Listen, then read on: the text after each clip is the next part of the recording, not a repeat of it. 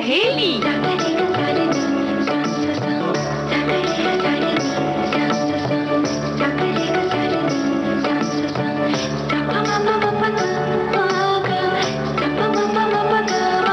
सखी सहेली।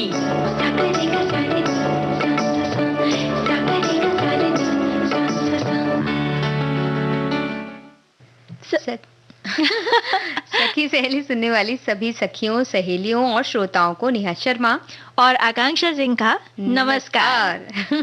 तो जल्दी पड़ी थी हमें कि कौन सबसे पहले नमस्कार कर दे। ऐसा ही होता है जब सखी सहेलियां एक साथ मिलती हैं तो ऐसा लगता है कि जब पहले हम लेकिन होना ये चाहिए नेहा, पहले हम की बजाय पहले आप। पर उसमें गाड़ी छूट जाती ना, तो इसलिए हमने पहले हम शुरू किया है ताकि गाड़ी में समय पर पहुंच जाए। अच्छा चलो, समय पर पहुंचने से याद आया, समय रहते ही बता दिया जाए कि आज पिटारे में क्या क्या है। तो पर्यटन के लिए हम चलेंगे, गाड़ी की बात हुई थी ना, तो पर्यटन पर हम चलेंगे सूरत। और वो दिन याद करो, पहले खत के बारे में याद करना है हमारे सभी श्रोताओं को। सब कि पहला खत जब उन्होंने लिखा था तो उन्हें कैसा लगा, या पहला खत जब उन्हें मिला तो उन्हें कैसा लगा। पहले खत से जुड़ी जो भी यादें हैं उनके पास, वो हमसे साझा करें कमेंट्स के जरिए। बिल्कुल साझा करें और बताएं कि आपने, खासकर ये जरूर लिखें कि आपने वो जो पहला खत था वो लिखा किसे था। ये तो बिल्कुल जरूरी बात है, ये तो पता चलनी चाहिए हमें। और साथ ही जो जागत है सो पावत है, ये तो हमेशा ही कहा जाता है। आज भी हमारे जो बड़े बुजुर्ग हैं और हम भी कहते हैं कि जो जागत है सो पावत है। बस, लेकिन हम कहते ही हैं कि उस पर कुछ अमल भी करते हैं। इसके बारे में हम आज बातें करेंगे। और साथ ही आकांक्षा, नाम में क्या रखा है? भाई नेहा, नाम में ही तो सब कुछ रखा है, इस बारे में भी बात की जाएगी। तो चलिए फिर ये बात करते हैं कि नाम में क्या रखा है। बताइए क्या क्या रखा है नाम में। देखिए, नाम में तो सबसे पहले रखी है हमारी पहचान, क्योंकि एक जो भी नाम रखी जाती है किसी भी वस्तु की, व्यक्तियों की या किसी भी जगह की, जो नाम होता है वही हमें बताता है कि किसकी बात हो रही है। मतलब इस व्यक्ति की ही बात हो रही है। और अगर हमारे नाम ना हो तो हमें कैसे पहचान मिले? चेहरे से पहचान कर कैसे बता सकते हैं? बिल्कुल, चेहरे से पहचानना ही काफी नहीं होता। एक नाम बेहद जरूरी है अपनी पहचान बताने के लिए। लेकिन नेहा, कभी कभी देखा भी ये जाता है ना कि किसी व्यक्ति का जो नाम होता है वो उस व्यक्ति के व्यक्तिमत्व से बिल्कुल हटके होता है। बिल्कुल, मतलब एकदम विपरीत। और जैसे किसी का नाम अगर हो बुद्धिमत्ता वाला कुछ नाम हो जिसमें बुद्धिमानी की बात छुपी हो, विवेक जिसका नाम हो सकता है कि वो उतना गंभीर ना हो और विवेक से काम ना लेता हो। बिल्कुल विवेक पूर्ण बातें ना करे। और जैसे कि किसी का नाम हो नेहा और वो इतने प्रेम पूर्वक बातें ना करे। भाई नेहा तो हमेशा प्रेम पूर्वक की बातें करती है जी। और कई बार ऐसा भी होता है जो नाम होते हैं ना, उन्हें बड़े गलत तरीके से बुलाया जाता है। कि जैसे नाम आपका कुछ भी हो, आपका नाम हो, मान लीजिए, अब चलिए हमारे नाम की बात अगर लें, नाम हो नेहा तो बोला जाता निया।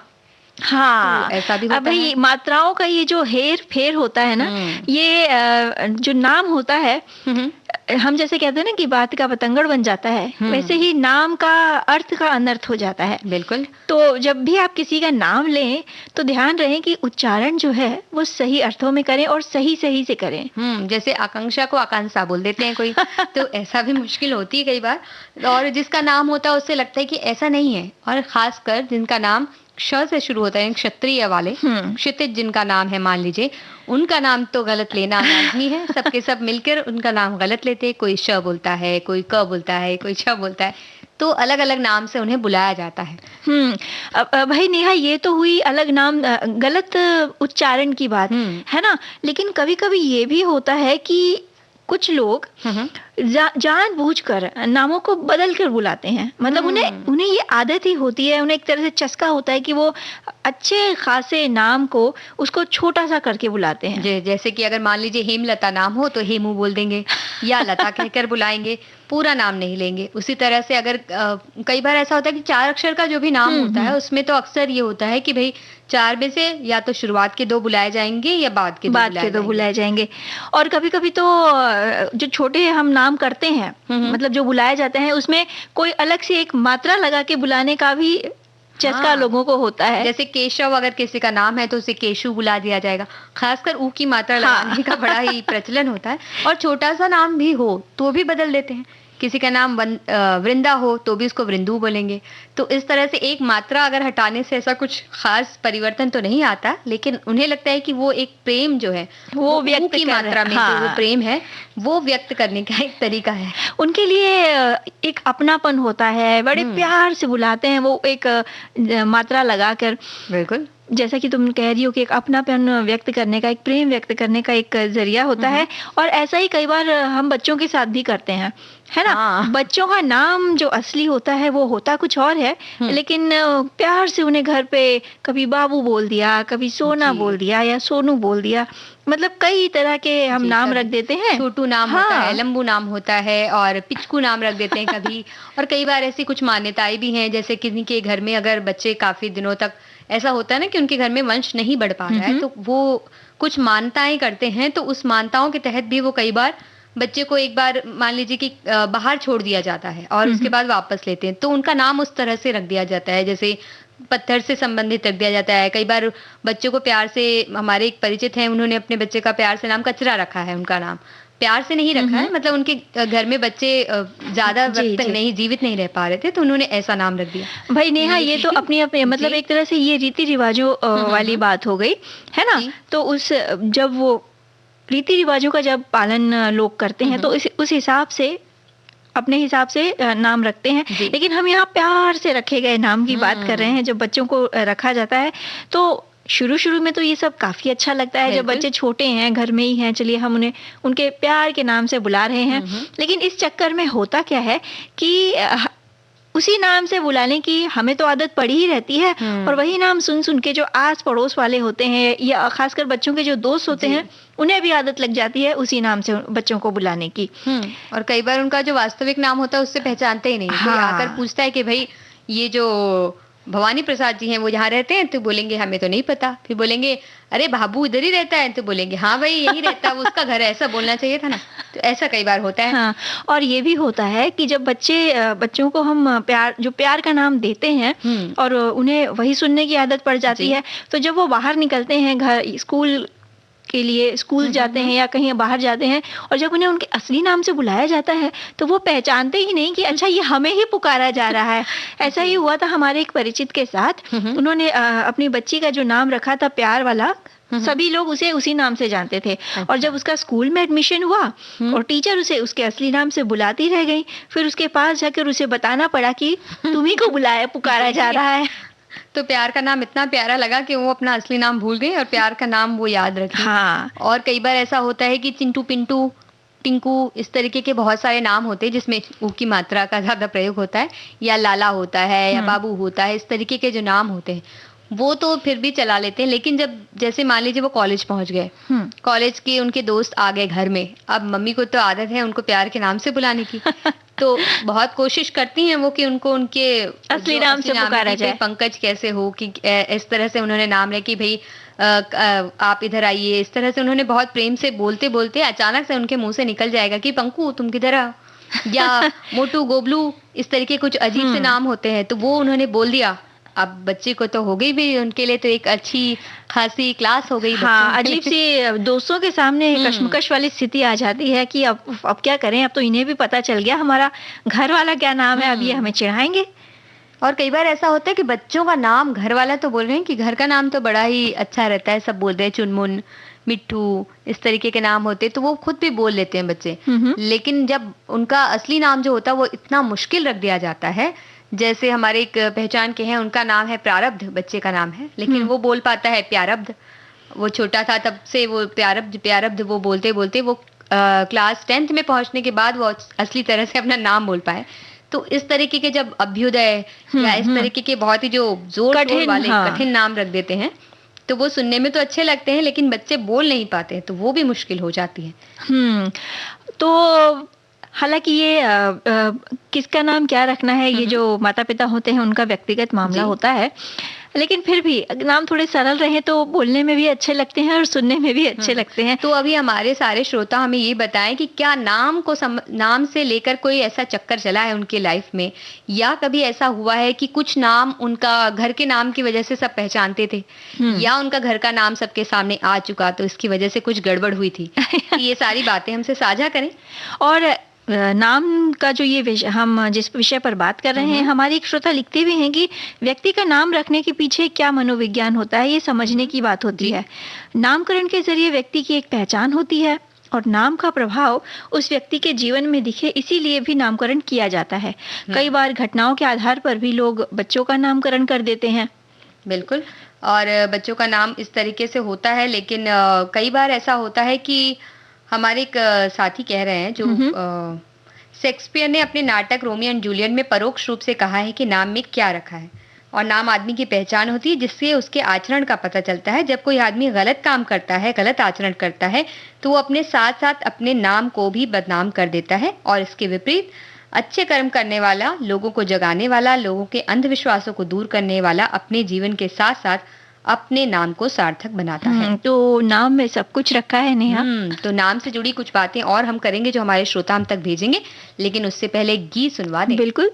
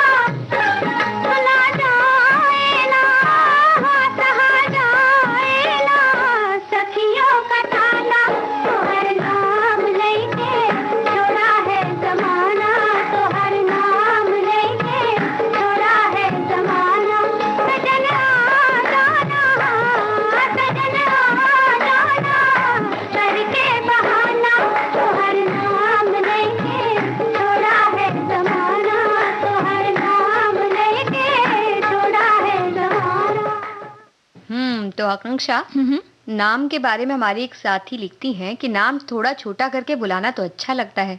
अनुपमा को अनु, निरुपमा को नीरू, हेमलता को हेम, यशोदा के साथ यशो, वसुंधरा के साथ वसु और मधुसूदन को मसूदन। अब भाई ये तो अपनी अपनी चाहत होती है कि सामने वाले को, जो उनका अपना है, परिचित है, उसको कितने अपनेपन से उसका जो नाम है वो कितने प्यार से लेके हम उसको आवाज देते हैं। बिल्कुल, है ना। एक हमारी और जो हमारे जो श्रोता हैं उनका कहना है कि नाम में क्या रखा है, काम से मतलब होना चाहिए। रखने को तो नाम लोग प्रेम रखते हैं, लेकिन स्वभाव एकदम विपरीत होता है। और वैसे ही हमारे एक और साथी कह रहे हैं कि भाई जो नाम है वो इंसान की पहचान नाम से नहीं बल्कि काम से होती है।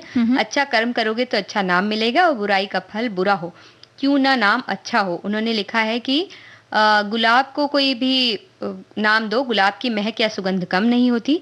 वैसे ही नाम का है, तो सच में नाम में क्या रखा है आपका इंतजार रहेगा। वो बातों का इंतजार कर रहे हैं, लेकिन ये सोचिए कि नाम में क्या रखा। गुलाब का नाम गुलाब नहीं होता तो फिर हम कैसे जानते कि गुलाब की खुशबू आ रही है? हाँ। सोच सकते थे कि गेंदे की खुशबू भी आ रही है। तो भाई पहचान के लिए नाम का होना तो बेहद जरूरी है, और नाम के साथ ही सूरत उसके साथ जुड़ी होनी बहुत जरूरी है।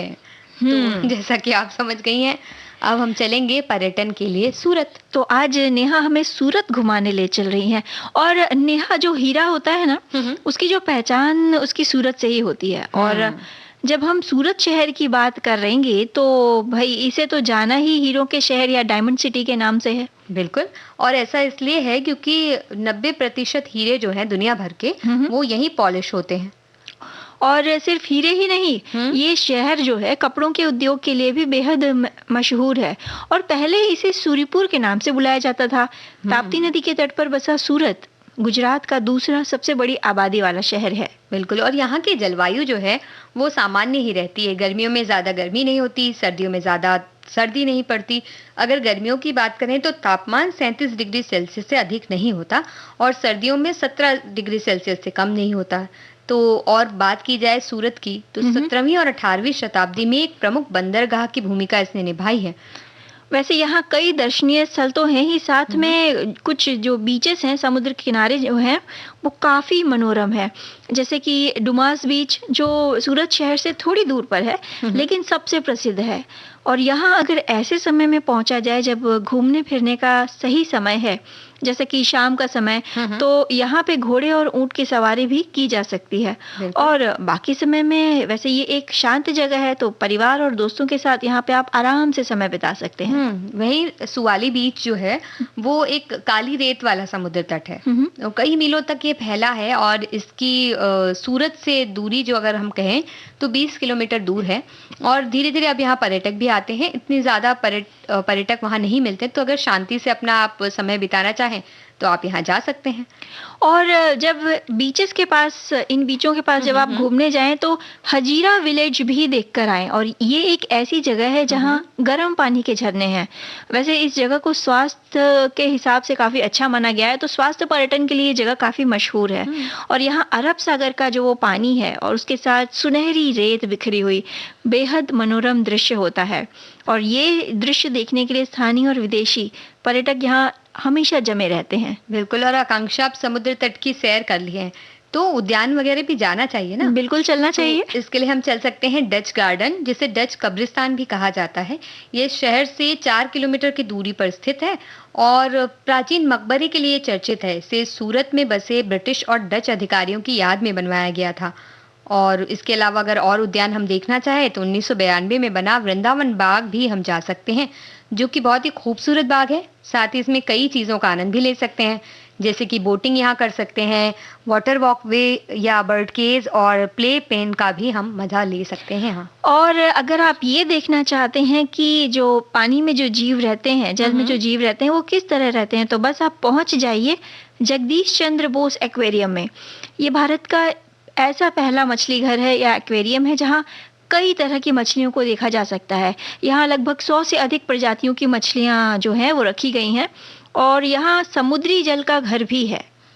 और सबसे बड़ा आकर्षण इस जगह की अगर हम बात करें तो डबल मंजिल शार्क टैंक है यहाँ पर। और इसके अलावा यहाँ एक अनोखा डॉल्फिन सुरंग और जेलीफिश का पूल भी है। क्या बात तो है। वहाँ जाकर आप देखिए जेलीफिश भी देख सकते हैं, डॉल्फिन भी वहाँ देख सकते हैं। और ये सारी चीज देखते हुए हमें लगता है कि प्रकृति कितनी अच्छी है और भगवान ने कितनी अच्छी अच्छी चीजें बनाई हैं। बिल्कुल। तो मंदिरों की बात करें तो यहाँ प्राचीन चिंतामणि जैन मंदिर है जो 400 साल पुराना है, और ये मंदिर अपने वनस्पति रंग से बने चित्रों के लिए बेहद प्रसिद्ध है। इसके अलावा अंबिका निकेतन मंदिर, जिसका निर्माण सन 1969 में हुआ था और ताप्ती नदी के किनारे ये बना हुआ है। यहाँ देवी अंबिका का अष्टभुजा रूप में जो है उनका रूप रखा गया है।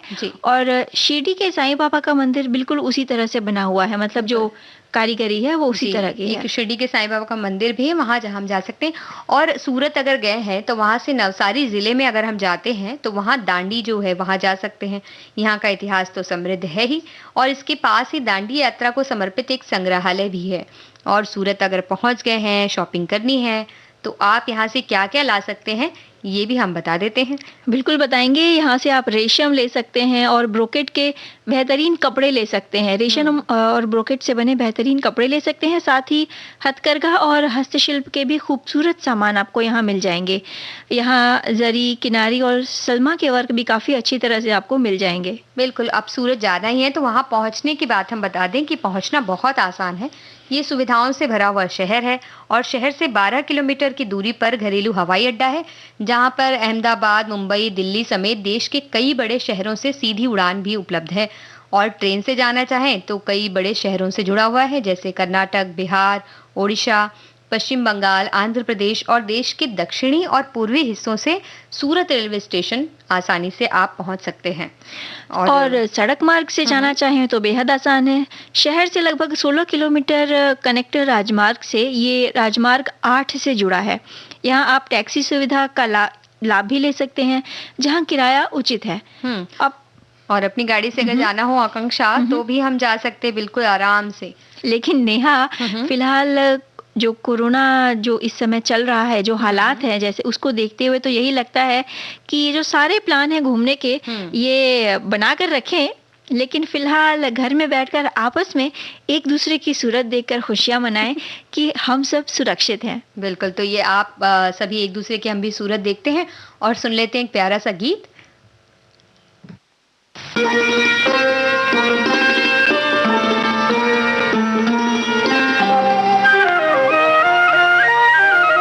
जिंदगी कितनी खूबसूरत है, जिंदगी कितनी खूबसूरत है।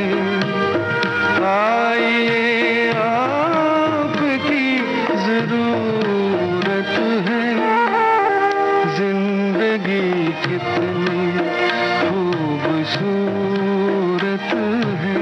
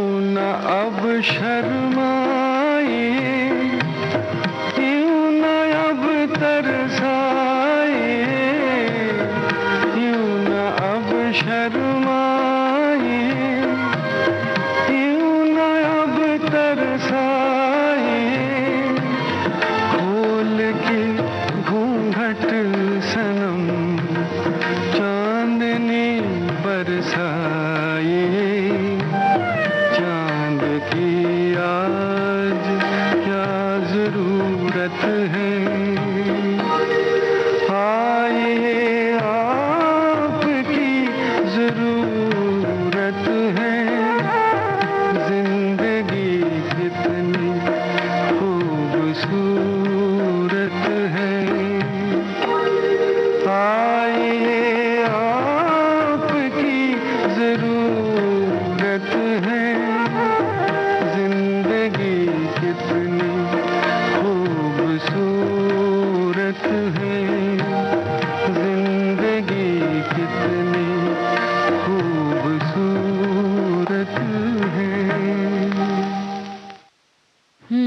काफी खूबसूरत है जिंदगी जब तक हम सभी सुरक्षित हैं और जिंदगी के महत्व को समझते हैं।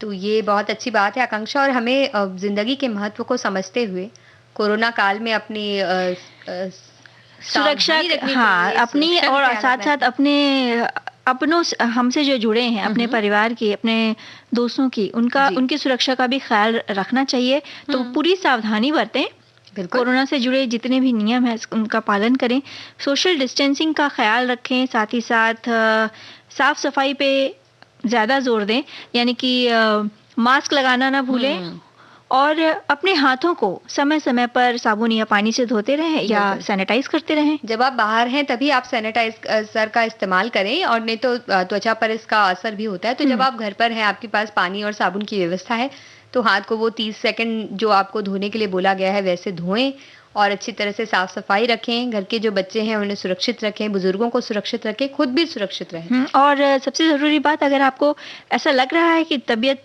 कहीं थोड़ी सी नासाज हो रही है, तो तुरंत डॉक्टर के पास जाएं, उसे यूं ही ना। जी, वो ये एक चलन एक तरह से हमने कई जगहों से मैंने सुना, कई लोगों से, हमारे परिचितों से, कि भाई अभी सर्दी सर्दी लग रही, बुखार सा लग रहा है, तो अभी हम डॉक्टर के पास नहीं जा रहे हैं, कहीं निकल गया तो वो निकल गया तो वो आपके लिए आसान रहेगा, क्योंकि ये जो तो है ना नेहा, ये कई सारे काम बिगाड़ देता है। उस तो के चक्कर में कहीं आगे आने वाले, मतलब उस तो के चक्कर में कहीं जो परिस्थिति है वो और न बिगड़ जाए, तो उस तो तक मत रुकिए, तुरंत डॉक्टर के पास जाइए। सीधी बात ये है कि अगर आपको, मान लीजिए, होना तो किसी को भी नहीं चाहिए, मगर मान लीजिए अगर आप संक्रमित हो भी गए हैं, तो अगर आप समय पर पहुंच जाते हैं, समय पर आपकी दवाइयां शुरू हो जाती है, तो स्थिति बहुत जल्दी ही सुधर जाएगी। आप भी बहुत ज्यादा परेशान नहीं होंगे, कमजोरी महसूस नहीं करेंगे। लेकिन अगर आपने ये सोचा कि मान लीजिए मैंने नहीं बताया और मुझे नहीं हुआ, ऐसा अक्सर मधुमेह के वक्त भी लोग करते हैं कि हम चेक नहीं करवाएंगे, अगर चेक करवाए निकल गया तो सारी चीजें बंद हो जाएंगी। तो अगर नहीं आपने चेक करवाया और नहीं निकला, मतलब आपको पता नहीं चला, लेकिन शरीर में वो चीज मौजूद है, तो वो अपना असर, जो बुरा असर है, वो तो दिखाएगी ही। तो सावधानी के तौर पर ही जांच कराने से ना डरें। बिल्कुल, और जाएं, जांच कराएं। और जिस तरह की सुरक्षा हम पहली लहर जब आई थी तब किस तरह से हम अपना ख्याल रख रहे थे, मास्क लगा रहे थे, 2-2 मास्क, एकदम अलर्ट थे, तो उसी तरह की अलर्टनेस हमें अभी भी दिखानी है, उसी तरह से सावधानी बरतनी है, उसी तरह से हम जैसे सैनिटाइजर का इस्तेमाल कर रहे थे, जिस तरह से हम लोगों से थोड़ी दूरी बनाकर मिल रहे थे, लोगों की मदद भी कर रहे थे दूर रहकर, उसी तरह से हमें जीवन वापस जीना है, ताकि जल्द से जल्द, क्योंकि लापरवाही जो हुई है उसी का असर है ये, और किसी तरह से एक नया वेरिएंट भी आ गया है, उसका भी असर है। तो भाई ये सारी जो बातें हैं, इन सब का ध्यान रखेंगे जब हम, तो एक साथ ये जो कोरोना है इसको हरा सकेंगे। बिल्कुल। और आकांक्षा, ये सारी बातें जब हम करते ना, तो लोग बोलते हैं कि भाई थोड़ी देर चुप हो जाओ, ये सारी बातें मत करो, हमें आराम से गाना सुनने दो, कहानी, जो भी आप बातें कर रहे हैं वो सुनने दीजिए, बातें करने दीजिए। तो हम क्या करते हैं, लोगों को एक ब्रेक दे देते हैं और उसके बाद फिर से वापस बातें ले आएंगे। चलिए, अंतराल तक भूलिएगा मत, ये सारी चीजें तो करनी ही है।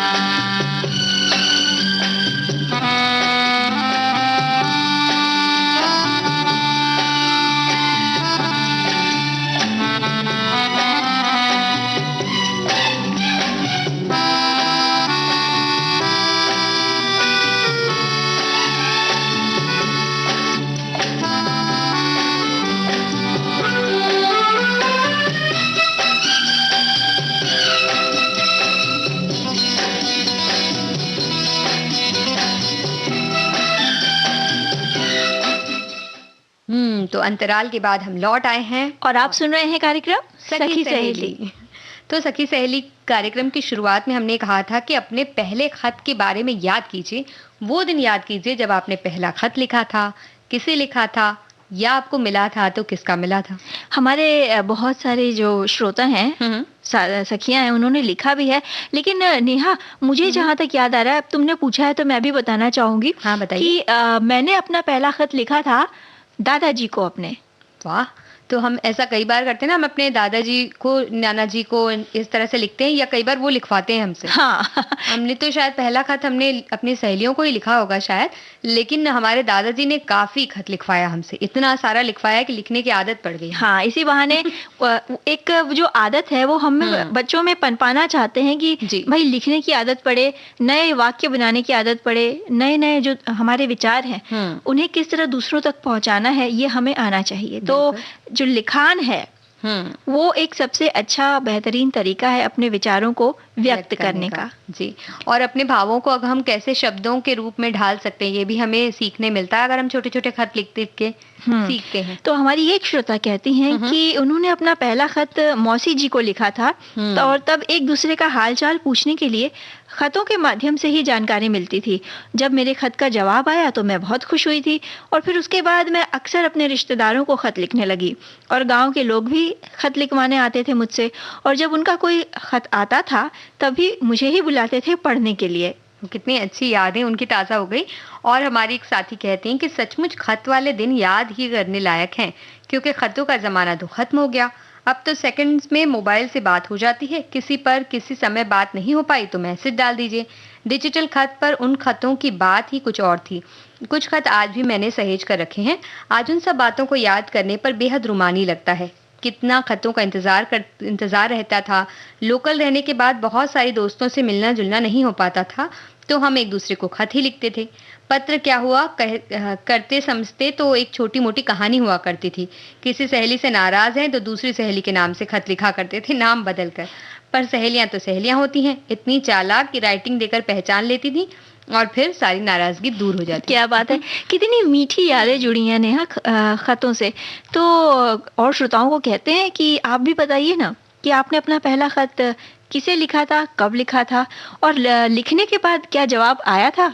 ये तो सोचो आकांक्षा कैसे नाम बदल कर कैसे लिखते होंगे। ये तो एक बड़ी चलिए तो एक गीत आपको सुनवाते हैं, फिर लौटेंगे खतों पे।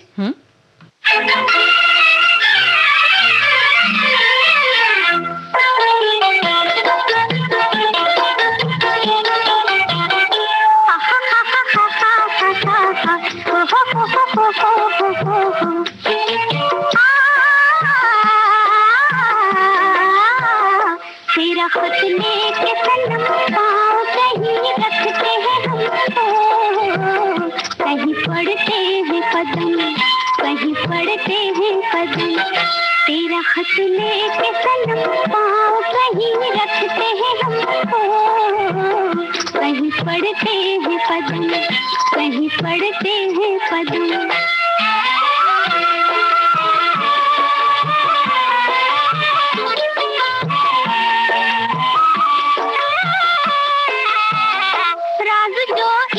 छुपा है वो समझता है दिल, राज जो इसमें छुपा है वो समझता है दिल। कैसे खोले तेरा खत हमसे धड़कता है दिल। ये दिल ठहरे जरा, नजर ठहरे जरा, होश में आए जरा हम। तेरा खत लेके सनम पाँव कहीं रखते हैं हम, कहीं पढ़ते हैं कदम, कहीं पढ़ते हैं कदम।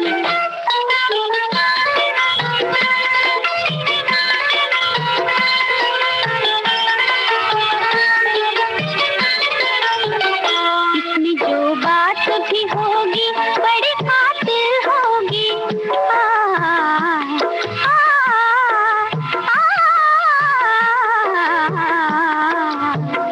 इसमें जो बात भी होगी बड़ी खातिर होगी। तेरी आवाज भी बात में शामिल होगी। ये दिल ठहरे जरा, नजर ठहरे जरा, सुने फिर तेरी सदा हम। तेरा खत लेके सनम पाँव कहीं रखते हैं हम, कहीं पढ़ते हैं कदम, कहीं पढ़ते हैं कदम।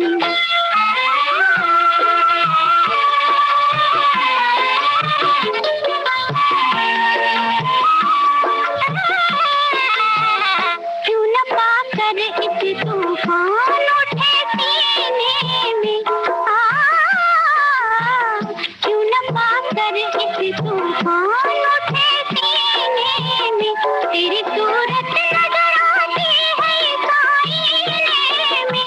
ये दिल ठहरे जरा, नजर ठहरे जरा, जरा फिर बोले फिदा हम, तेरा खत लेके सनम, पाँव कहीं रखते हैं हम, ओ कहीं पढ़ते हैं कदम, कहीं पढ़ते हैं कदम, तेरा खत लेके सनम। तो पहले पहले खत सबको याद होते हैं, बहुत सारे खत याद होते हैं जिन्हें हम अपने पास रखते हैं संभाल संभाल के। हमारे एक साथी कह रही हैं कि उनकी पढ़ाई हॉस्टल में रहकर हुई है और वहाँ खत ही एक ऐसा जरिया था जिससे घर और परिवार के समाचार मिलते थे। हमेशा उन्हें भाई के खत का इंतजार रहता था। शाम को एक घंटी चिट्ठियों के लिए बजती थी। सभी आकर अपनी चिट्ठियां देख जाते थे, कभी कुछ खुश होकर वापस जाते थे, कुछ निराश होकर। और मैडम हमेशा कहती कि निराश मत हो, कल जरूर खत आएगा। क्या बात है। भाई नेहा, खत लिखने के बाद हम चिट्ठी चाहे जिसे भी लिखें, एक उत्कंठा बनी रहती थी कि और इंतजार रहता था आंखों में कि इसका जवाब कब आएगा। अच्छा, जवाब आएगा तो क्या आएगा। और वो खत की एक खास बात ये होती कि उसी वक्त में हम जो लिखते हैं वो लिखते हैं।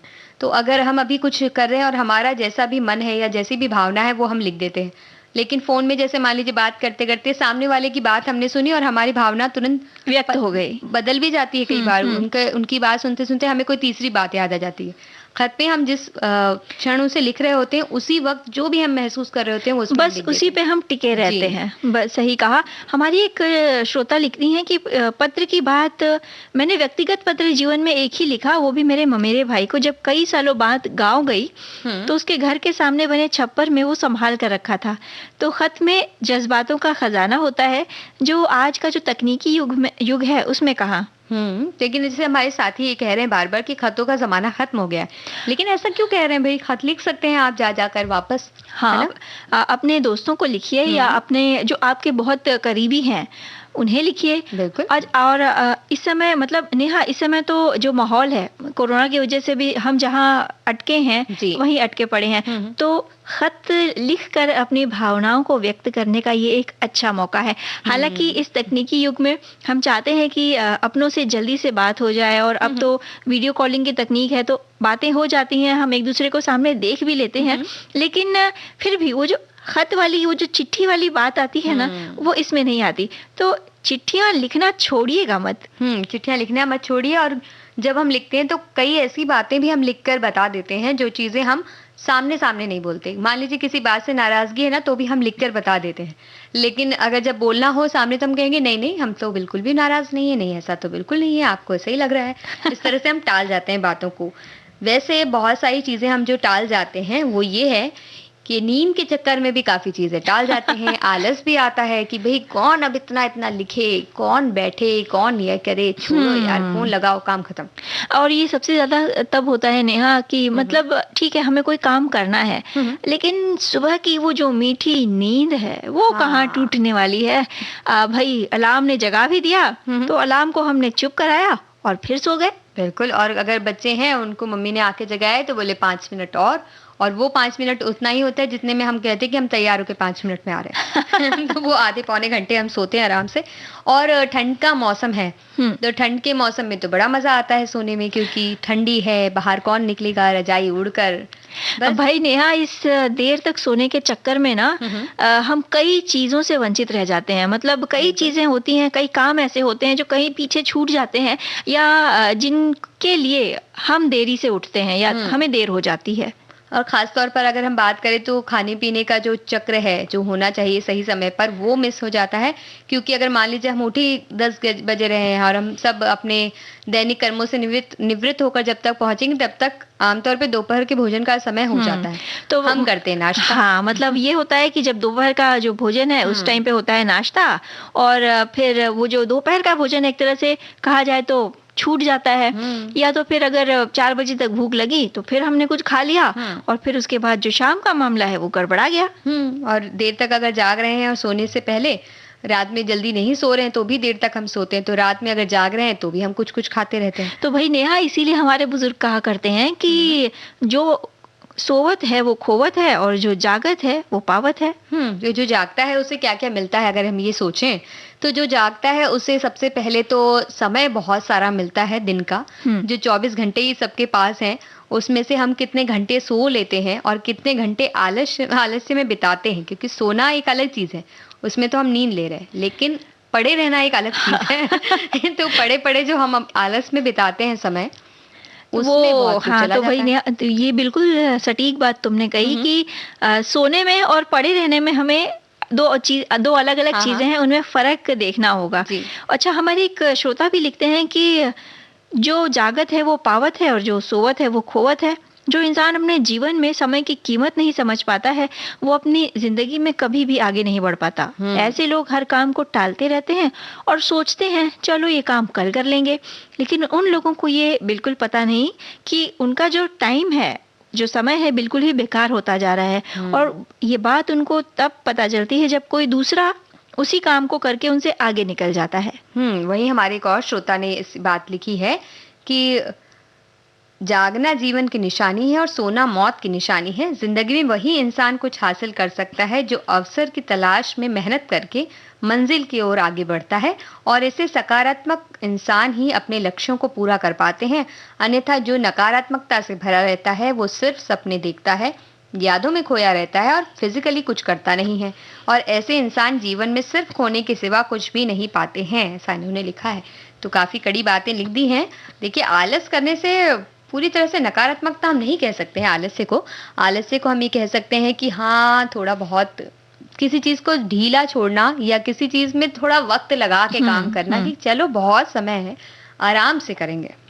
और नेहा, अक्सर ये कहा भी जाता है ना कि जो समय बीत जाता है, जो वक्त निकल गया वो निकल गया, वो दोबारा आने वाला नहीं है। तो सुबह जल्दी उठ के अपनी दिनचर्या को शुरू करना, सोचिए कि आप जितना देर से उठते हैं उतनी आपकी दिनचर्या देर से शुरू होती है। वो जो सुबह के 2 घंटे आपने सोने में बिता दिए, वही 2 घंटे आप अपने स्वास्थ्य के लिए दे सकते हैं। और ठंड में जागने का क्या महत्व हो सकता है, इसके बारे में बात करें उससे पहले जागने के लिए एक गाना लगा देते हैं। सुनते हैं।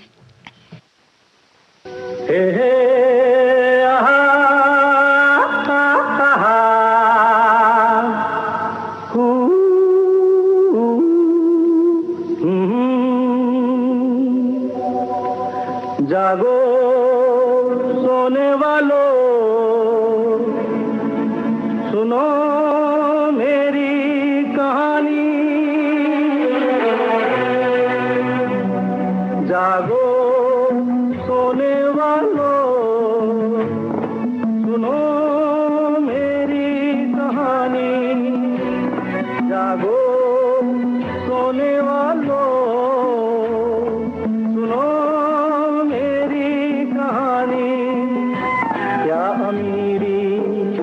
क्या गरीबी, भूलो बातें पुरानी। जागो सोने वालों, सुनो मेरी कहानी।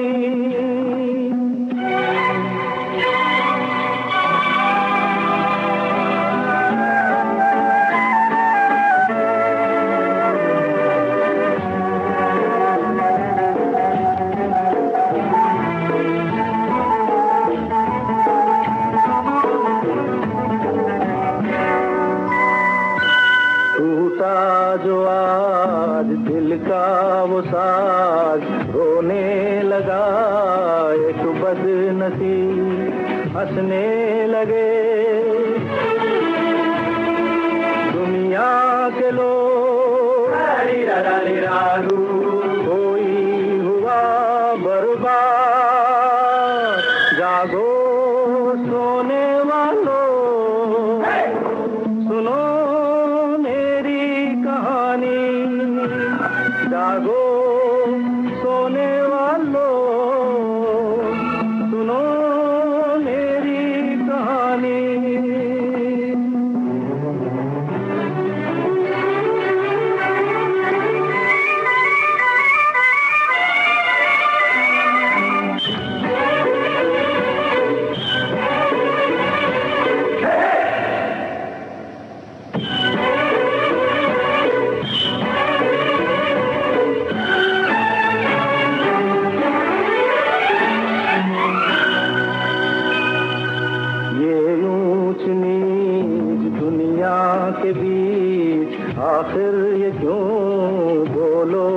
कोई जो है भला, वो क्यों बुरा, हम तो न समझे ये राज। जागो सोने वालों, सुनो मेरी कहानी। जागो सोने वालों, सुनो मेरी कहानी।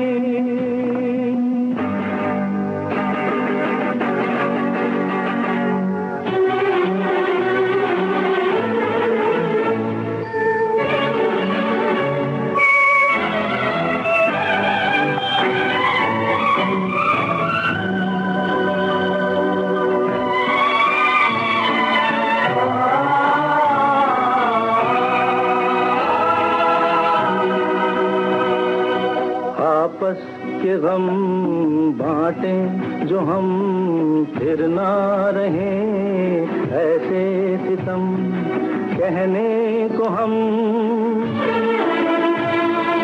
इंसान है, इंसानियत कहाँ है।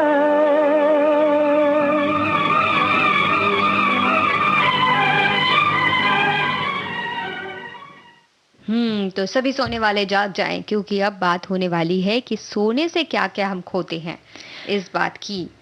भाई नेहा, याद करो जब स्कूल के समय, एक तो सुबह के स्कूल होते थे, तो और मम्मी जगा रही होती थी कि जल्दी उठो नहीं तो लेट हो जाएगा, बस निकल जाएगी, या स्कूल में देर से पहुंचोगे तो गेट बंद कर दिया जाएगा।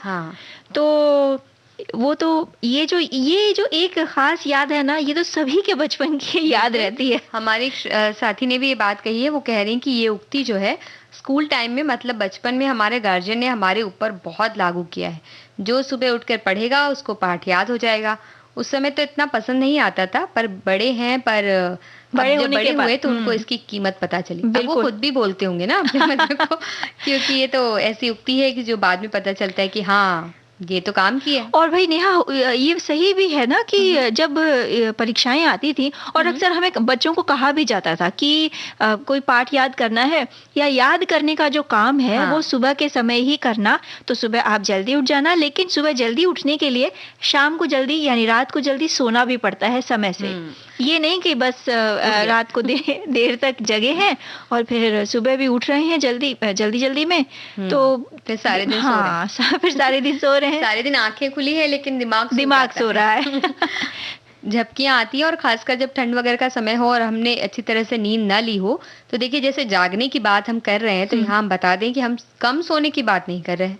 आप समय पर सो जाइए और समय पर जाग जाइए, क्योंकि ठंड है इसलिए बहुत समय तक, क्योंकि रात बड़ी होती है तो दिन जल्दी छुप जाता है, अंधेरा जल्दी होता है और सूरज देर से निकलता है। तो आप रोज जैसे उठते हैं 6 बजे वैसे उठेंगे तो आपको लगेगा कि रात में ही उठ लिए। जो आपका मन आपको बार बार कहेगा कि सो जाओ, तो अगर आप उसको टाल दें किसी तरह से और कहें कि नहीं भाई अब जागना है, तो जरूर काम तो भाई समय से उठने के लिए वो घड़ी दीदी है ना, अलार्म सेट कर लीजिए और बस समय से उठिए। 10-10 मिनट का अलार्म को बंद करते हम किसी तरह से आधे घंटे तक काम चला और निकाल लेते हैं। तो हमारी एक साथी कह रही हैं कि जो जागत है सो पावत है, पहले तो कुछ पाने के लिए वक्त के साथ साथ चलना सीखें, क्योंकि एक बार जो वक्त चला गया तो वो वापस कभी भी नहीं आता है। और वहीं हमारी श्रोता का कहना है कि दूसरों से क्या कहूँ, पिछले कुछ दिनों से मैं खुद देर से उठ रही हूँ, जिससे होता ये है कि एक तो सुबह की सैर नहीं कर पा रही हूँ, और दूसरा जो सुबह के विविध भारती के कार्यक्रम है वो सुनने में असमर्थ हूँ। भाई तो हम ये कहेंगे कि आप अलार्म लगा के जागिए, कार्यक्रम बिल्कुल भी आप मिस मत कीजिए, क्योंकि काफी अच्छे कार्यक्रम हैं, बहुत सारे बदलाव भी नए आपको मिल रहे हैं देखने के लिए, सुनने के लिए, तो आप उसे सुनिए और जुड़े रहिए। और हम जो बात कर रहे थे आकांक्षा की, ठंड का जब मौसम है तो ऐसा क्यों जल्दी जगना चाहिए ठंड के मौसम में, क्योंकि देखिए ठंड का मौसम है, पहले तो आलस बहुत आता है, तो उसमें आपको खुद को जबरदस्ती जगाना पड़ता है कि नहीं अब तो जागना ही जागना है, तो ये एक होता है। दूसरा ये होता है कि इसमें बहुत सी अच्छी चीजें आती हैं खाने के लिए, जिससे सेहत बहुत अच्छी बन सकती है हमारी। बिल्कुल, ये जो मौसम है सेहत के हिसाब से काफी अनुकूल मौसम होता है, तो अपनी जो दिनचर्या है वो सही रखिए, सही समय पर नाश्ता करिए, सही समय पर दोपहर का भोजन करिए, स्वास्थ्य के हिसाब से थोड़ा सा समय योग के लिए निकालिए और कसरत करने के लिए निकालिए, व्यायाम के लिए निकालिए, हो सके तो टहलने जाइए, गुनगुनी धूप का आनंद लीजिए। और सुबह सुबह अगर आप योग आसन वगैरह करते हैं, प्राणायाम वगैरह करते हैं, तो आपका जो पूरा दिन है उसमें आपको ऐसे ठंड लग रही है पूरे वक्त, ऐसा नहीं लगेगा। आपको अंदर से ही एक खुशी महसूस होती है, क्योंकि ठंडी ठंडी हवा हल्की, तो वो भी ठंड के स्वेटर वगैरह पहन के ही जाएं बाहर। अभी तो फिलहाल बाहर ना जाएं, तो घर में बैठकर ही अपना योग आसन कीजिए जी, तो आपको मन ही मन अच्छा लगेगा। और टहलने के लिए देखिए बाहर नहीं जा सकते हैं अभी, क्योंकि कोरोना का एक संक्रमण का खतरा फैल रहा है, तो ऐसा मत कीजिए कि बाहर घूमने गए, घर के अंदर भी जगह होती है, वहां ही अगर आप टहलते हैं तो थोड़ी सी ज्यादा देर टहलने से भी हो जाता है चलना। भाई नेहा, हमारे जो बुजुर्ग हैं वो कहते हैं कि हमारा जो शरीर है ना वो एक मंदिर की तरह है जी। तो इस मंदिर, ये जो मंदिर है, आत्मा रूपी जिस देव का इसमें निवास है, उसे सही रखने के लिए भाई आपको अपनी दिनचर्या में सुधार लाना होगा। समय पर सोइए, समय पर जागिए और पोषक तत्वों से भरपूर भोजन करिए। और ठंड में इतनी अच्छी अच्छी चीजें आ रही है, अगर आपको गाजर का हलवा हमेशा खाना है, आपको तिल की चिक्की जो बनती है वो खानी है, तो इसके लिए उसको पचाना भी पड़ेगा ना। हाँ, अगर और चलेंगे नहीं तो क्या होगा बताइए। और पचाने और ये खाने से पहले उनको बनाना भी होगा ना नेहा, तो बनाने के लिए समय चाहिए ना, तो जब हम समय पर उठेंगे तभी ये सारे काम होंगे। हाँ, और सबको समय पर उठाइए। हमारी सखियों से भी हमारी विनती है कि सबको आप भी समय पर आप तो उठती होंगी, ऐसा हम मान सकते हैं। वैसे हमारी एक सखी ने बताया है कि उन्हें देर हो रही है इन दिनों, लेकिन हम ऐसा मान सकते हैं कि भाई आप भी जल्दी उठिए और सबको उठाइए, सब मदद कीजिए आपस में बैठकर, क्योंकि अभी हमें ज्यादा घर से बाहर नहीं निकलना है, तो आराम से बैठकर अपने सब मिलजुल कर बनाइए, पकवान बनाइए अच्छे बिल्कुल। और अगर आपको कुछ सूझ न रहा हो तो भाई जो हम चिट्ठी पत्री की बात कर रहे थे, जब आपको समय मिल रहा है, थोड़ा सही समय पर आप उठ रहे हैं, तो समय जाहिर सी बात है मिलेगा ही, तो अपनों को खत लिखिए। हमारी एक श्रोता कह भी रही हैं कि खत, पत्र, चिट्ठी, ये याद मेरी दादी से जुड़ी हैं। उनको लिखना नहीं आता था, पर सब रिश्तेदारों को पत्र लिखवाती थी मुझसे, और पहली पंक्ति यही होती थी, यहाँ सब सकुशल है, तुम सबका कुशल चाहती हूँ।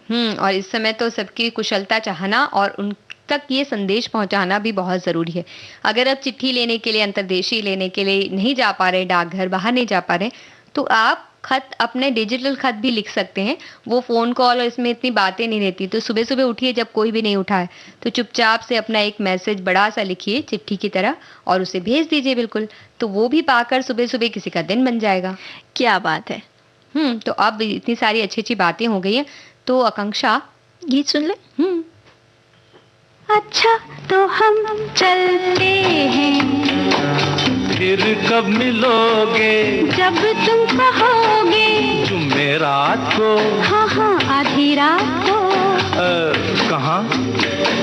वहीं जहाँ कोई आता जाता नहीं, वहीं जहाँ कोई आता जाता नहीं। अच्छा तो हम चलते हैं,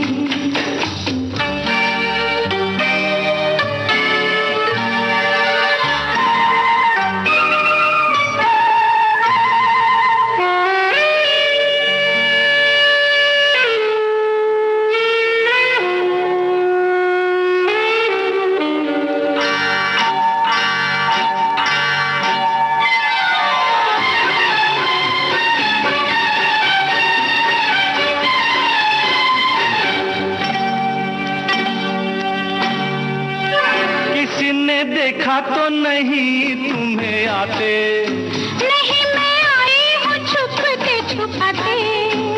देर कर दी बड़ी, जरा देखो तो घड़ी।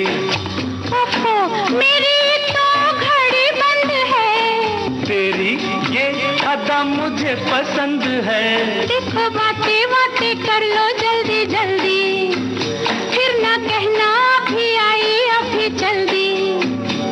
तो आओ पास बैठे पल दो पल, आज नहीं कल। क्यों क्यों? आज नहीं कल, ये तो एक बहाना है, वापस घर भी जाना है। कितनी जल्दी ये दिन ढलते हैं। हाय टाटा। अच्छा तो हम चलते हैं, फिर कब मिलोगे? जब तुम कहोगे। कल मिलो या परसों? परसों नहीं, नरसों। कहाँ? यही यहाँ कोई आता जाता नहीं, अच्छा तो हम चलते हैं।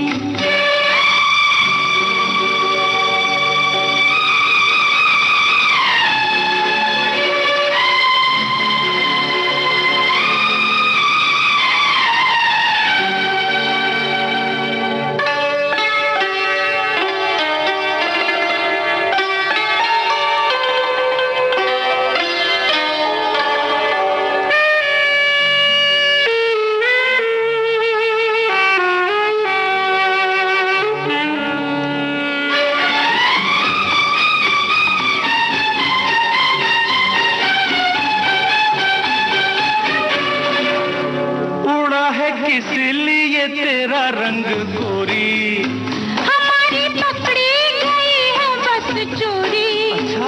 राम जाने क्या हुआ, कैसे हुआ ये गजब? मेरा चल जो जरा ढल गया, सारी दुनिया को पता चल गया। कैसे खेलेंगे अब आँख मिचोली? ले जा आके मेरे घर से मेरी डोली, तेरे घर वाले न कर दे इनकार। सब है तैयार, सब है तैयार, सुन ले फिर दिल की फरियाद, बस बाकी शादी के बाद। पिया देखो दिए जलते हैं। अच्छा अच्छा तो हम चलते हैं, अच्छा तो हम चलते हैं, अच्छा तो हम चलते हैं, अच्छा तो हम। तो हम भी चलते हैं क्योंकि घड़ी ने इशारा कर दिया है। तो आप सभी सुनने वालों को नेहा शर्मा और आकांक्षा सिंह का नमस्कार।